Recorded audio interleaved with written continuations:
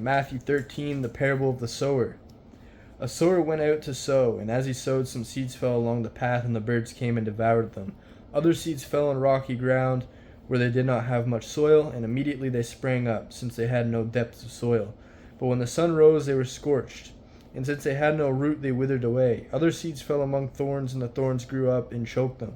Other seeds fell in good soil and produced grain, some 100-fold, some 60, some 30. He who has ears, let him hear. And then the parable of the sower explained, 13, 18. Hear then the parable of the sower. When anyone hears the word of the kingdom and does not understand it, the evil one comes and snatches away what has been sown in his heart. This is what was sown along the path. As for what was sown on rocky ground, this is the one who hears the word and immediately receives it with joy.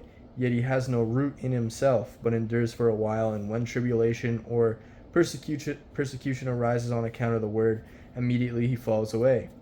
As for what was sown among thorns, this is the one who hears the word, but the cares of the world and the deceitfulness of riches choke the word, and it proves unfruitful. As for what was sown on good soil, this is the one who hears the word and understands it. He indeed bears fruit and yields in one case 100-fold, and another 60, and in another 30. So yeah, it's like, I think it's like talking about like types of faith or like strengths of faith. Like, keep in mind, this is coming from your average Joe, your simpleton reading the Bible. But I really like, because it explains that, yes, just because one like hears the word or like reads the Bible does not necessarily mean that they'll hold true or like hold fast to it for the long run, unless they're rooted in good soil. And good soil meaning like a strong foundation with the Bible, a strong foundation, a firm belief, because like it says, the people whose seeds are sown on rocky lands, they'll come to the word of God with great joy, but as soon as there's any trial, any tribulation, somebody asks them if they're Christian or whatever it might be, it's like becomes rocky, becomes shaky, and then kind of just flakes away. And then it talks about the seeds sown in thorny bushes. It's like, what does it say? Yeah, he hears the word, but the cares of the world and deceitfulness of riches choke him. So he cares for the Bible, he cares for the world, or for the word, but like the world sort of just overcrowds the judgment of the one whose seeds are sown in the thorny bushes, and they're kind of like taken over by that. But then the one whose seeds are sown in good soil, bears good fruit, 100-fold, 60-fold, 30-fold. Yeah, it's really good. So kind of like what I took away from that is like just to make sure that the word of God is like priority, and to make sure that the seeds that I sow are in good fruit or in good soil.